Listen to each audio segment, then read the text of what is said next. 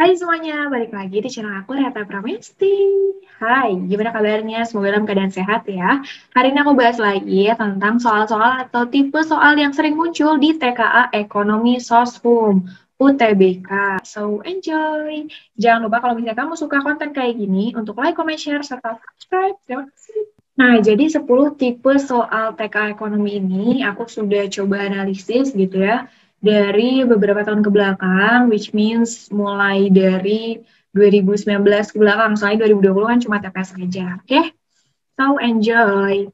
Jadi, setidaknya topik-topik yang sering muncul itu adalah, yang pertama misalnya konsep dasar ilmu ekonomi. Konsep dasar ilmu ekonomi itu mulai dari definisi ekonomi, tujuan, motif, gitu ya. Jadi, coba dibaca-baca lah. Kali aja secara ya filosofisnya banyak gitu yang keluar di TKA ekonomi nanti. Lalu kegiatan ekonomi dan pelaku ekonomi, misalnya rumah tangga produksi, rumah tangga konsumen gitu ya, rumah tangga produsen, konsumen, rumah tangga pemerintah, rumah tangga luar negeri, kayak gitu. Atau kegiatan konsumsi, produksi, distribusi, kayak gitu ya.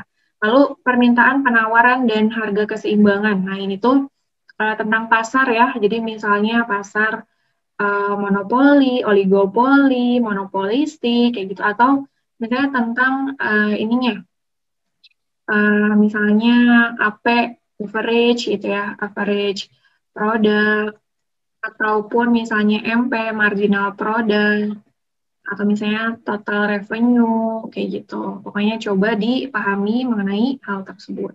Permintaan penawaran, kurva-kurva permintaan penawaran, kayak gitu, kurva harga keseimbangan. Lalu lembaga jasa keuangan dan perbankan. Nah, ini misalnya OJK atau misalnya Bank Indonesia dan lain-lain ya. Lembaga keuangan bank, lembaga keuangan non-bank, kayak gitu. Lalu badan usaha dan koperasi, misalnya BUMN, BUMD, nah itu dibaca-baca lah ya. Banyak ciri-cirinya, terus fungsinya seperti itu. Koperasi juga, kayak misalnya kapan sih SHU, gimana caranya, kayak gitu. Lalu manajemen, manajemen itu misalnya unsur-unsurnya, atau pengertiannya banyak dari ahli kan. Lalu pertumbuhan pembangunan ekonomi itu misalnya pendapatan nasional dilihat dari berbagai pendekatan, misalnya pendekatan produksi, pendekatan ini konsumsi kayak gitu, pendapatan nasional. Oke, yang selanjutnya kebijakan pemerintah ini misalnya moneter atau kebijakan fiskal itu apa aja, terus yang lagi happening sekarang kebijakan ekonomi yang lagi Menteri Ekonomi lakukan apa kayak gitu, baca aja, biasanya hal-hal up to date juga suka keluar.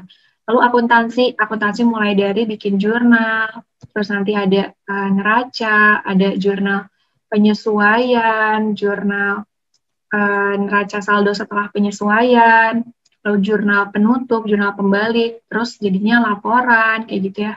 Pokoknya sampai laporan, laporannya kan ada 3 ya setidaknya, sebenarnya ada 5 gitu. Cuma yang dipelajari di SMA banyaknya sih 3 doang. Laporan laba rugi, arus kas, sama laporan perubahan modal. Oke, sip gitu. Kita masuk aja ke contoh-contoh soalnya, so disimak baik-baik sampai akhir ya. Kita masuk ke yang pertama. Semakin banyak satu input digunakan dalam proses produksi, maka marginal produk dan input tersebut semakin turun. Prinsip ini disebut, nah ini kayaknya udah familiar lah ya. Ini adalah teori yang dikeluarkan oleh David Ricardo. Nah, disebutnya adalah the law of diminishing return. Jadi, semakin gitu ya bertambah salah satu input faktor produksi, maka kepuasannya semakin menurun. Jadi misalnya di sini itu, ini misalnya outputnya ya, lalu ini inputnya. Jadi mulai dari titik nol, lalu ketika ditambah terus, inputnya naik, naik, naik, sampai bakal ada titik puncak, dan bakal turun sampai titik nol, gitu ya.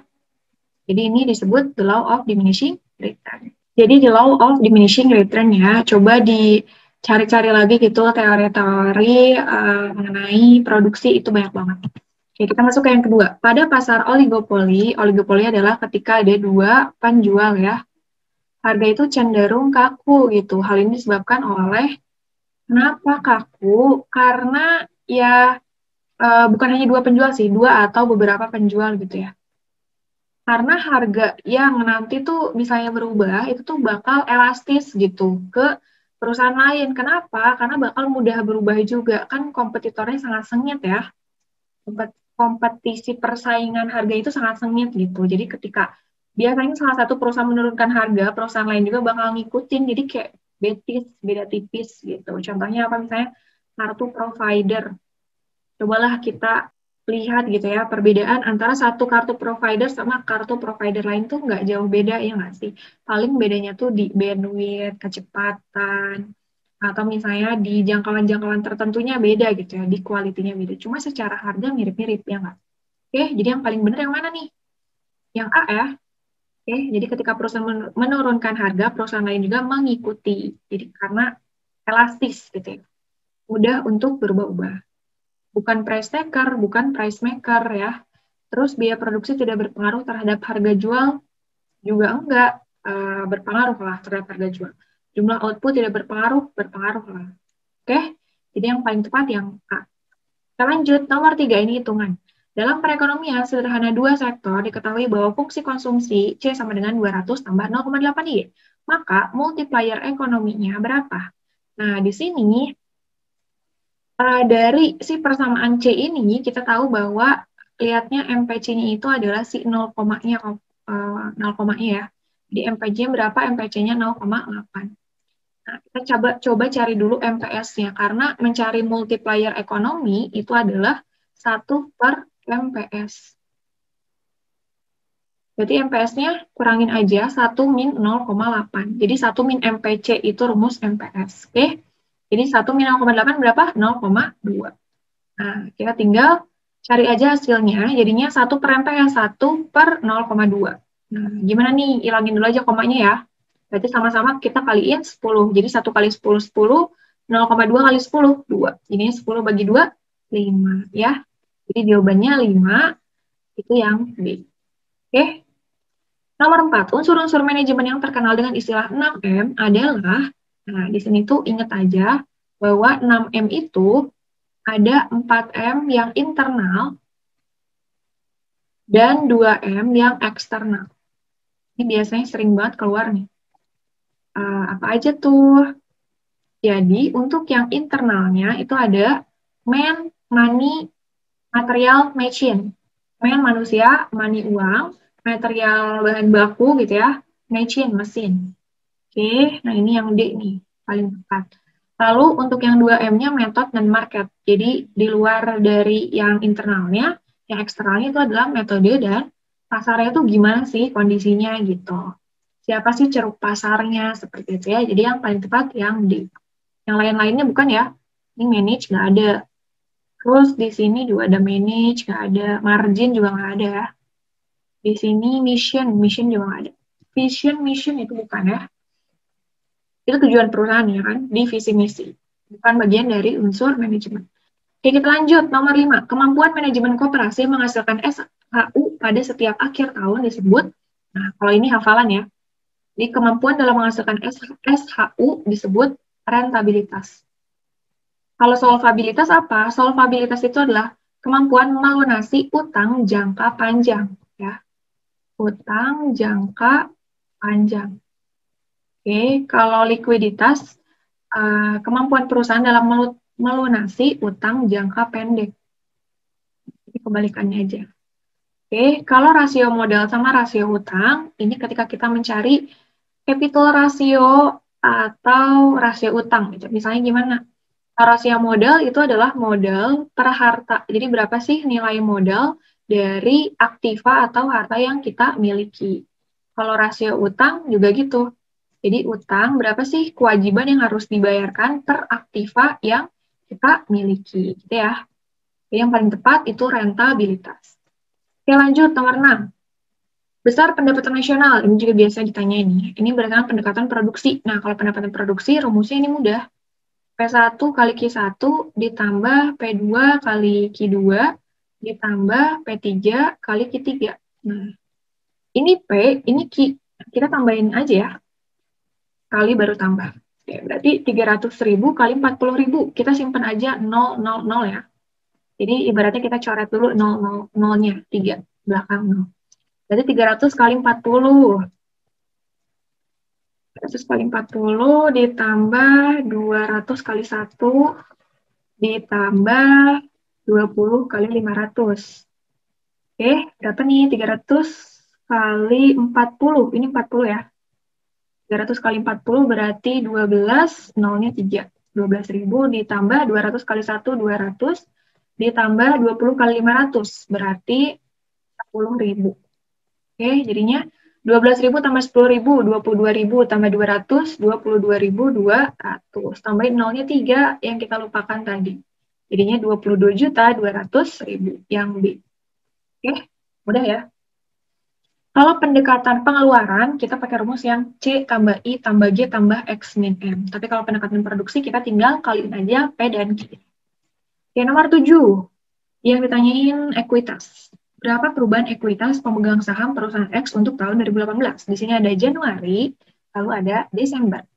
Kalau di sini ada aset dan ada kewajiban. Ini juga aset, kewajiban. Kita tahu bahwa rumusnya adalah harta sama dengan utang tambah modal. Atau nama lainnya harta itu aset, utang itu kewajiban, ditambah sama modal itu ekuitas. Sama aja ya. Berarti di sini kita coba cari dulu nih untuk yang 1 Januari. 1 Januari berarti karena udah ada asetnya sama kewajibannya, untuk mencari ekuitas, ya udah berarti aset kita kurangi sama kewajiban gitu ya. Berarti 1 Januari asetnya 125 juta dikurangi 110 juta. Jadi 125 kita kurangi aja sama 110 ya. Hasilnya adalah 15 juta. Lalu 31 Desember, kita lihat asetnya itu 145 juta, kewajibannya 115 juta. Berarti 145 dikurangi 115. Jawabannya adalah 3. Nah, perubahan kita lihat dari yang awal ke yang akhir. Berarti berapa tuh? Awalnya dia 15 ke 30. Berarti meningkat 15 juta. Ini meningkat 15 juta. Jawabannya yang D. Gitu ya. Untuk mencari ekuitas, lihat aja rumus awalnya. Harta sama dengan utang tambah modal. Atau aset sama dengan kewajiban tambah ekuitas. Lanjut nomor 8. Pembayaran dividen kepada pemegang saham akan, jadi pembayaran dividen ini bisa berupa tunai gitu ya. Jadi nanti per lembarnya itu berapa gitu secara rupiah, atau juga berupa dividen stok. Nah, dividen stok ini adalah membagikan sahamnya gitu. Nanti jadi jumlah sahamnya itu bakal beredar gitu ya. Nah, berarti ketika tunai, ini bakal meningkatkan aset si pemegang sahamnya. Tapi ketika membagikan si dividen stoknya, ini bakal meningkatkan kewajiban bagi perusahaan karena nanti bakal membayar gitu kan ke si pemegang sahamnya. Jadi meningkatkan aset serta meningkatkan kewajiban. Yang B yang paling tepat ya. Oke, lanjut ke nomor 9. Besarnya tambahan modal pemilik perusahaan tahun 2018. Besarnya tambahan modal pemilik perusahaan. Oke, kita carinya adalah pendapatan dikurangi beban dikurangi prefund. Pendapatannya berapa? Pendapatannya 32,5 juta. 2,5. Kita hilangin aja ya jutanya. Kita simpen jutanya. Karena di opsi juga juta langsung gitu loh. Kurangi bebannya. Bebannya mana aja? Bebannya itu yang ini 3 juta, lalu gaji, lalu penyusutan. Oke, berarti 15 tambah 2 tambah 3 ya. 15 tambah 2 tambah 3. Dikurangi sama preview-nya itu 1 juta. Oke, kurangi 1. Berarti 32,5 kita kurangi sama 15 tambah 2, 17. 17 tambah 3, 20. Kurangi 1. 32,5 kurangi 21 nih. Berapa ya? Berarti 3 kurangi 21, 2 kurangi 1, 1, 5. Berarti 11,5 juta. Tambahin aja nolnya 6, berarti 1, 2, 3, 4, 5, 6. Oke, nolnya tambahin 5 ya. Jadinya 11.500.000 yang A. Oke, the last one ini akuntansi, jurnal penutup. Nah, pokoknya gini, konsep jurnal penutup itu adalah kita mengenalkan akun nominal. Akun nominal itu apa? Akun nominal itu seperti pendapatan dan beban.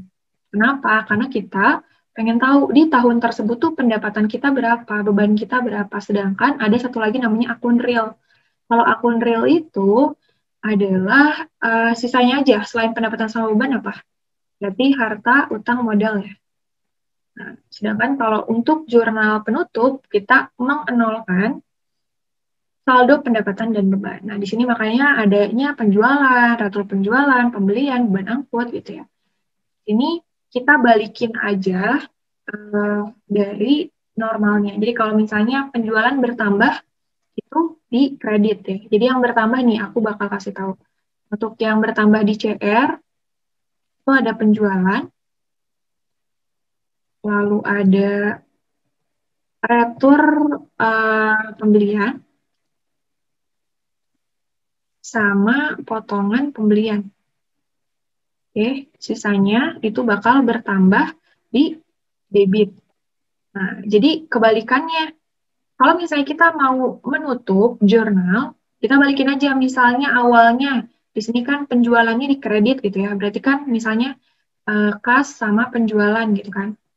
Nah, kalau misalnya kita mau nutup, berarti penjualannya kita kedebitin aja jadinya penjualan, lalu kreditnya itu adalah ikhtisar laba atau rugi ya. Jadi ini ketika ditutup. Oke, cari aja nih di sini. Penjualan, ini tetap dikredit salah. Retur penjualan. Nah, retur penjualan itu, nah di sini kita lihat aja, awalnya penjualan itu dikredit, akhirnya juga laba ruginya kita fokusnya ke yang laba rugi ya. Di sini penjualan dikredit, berarti harusnya dia dikedebitin, salah. Lalu retur penjualan, di sini awalnya dia di debit, harusnya dia dikreditin, salah. Pembelian dia awalnya di debit, harusnya dikreditin biar 0. Benar. Nah, ini berarti jawabannya yang C. Lalu potongan penjualan ini di debit harusnya di kredit. Nah, ini salah malah di debit.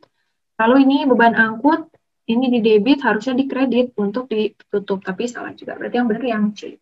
Nah, so gitu aja 10 tipe soal yang berhubungan sama TKA Ekonomi Sosum. Semoga membantu. Dan jangan lupa untuk like, comment, share, serta subscribe ya. Kalau misalkan kamu punya saran-saran konten lain gitu, boleh banget kirim di kolom komentar. Thank you and bye.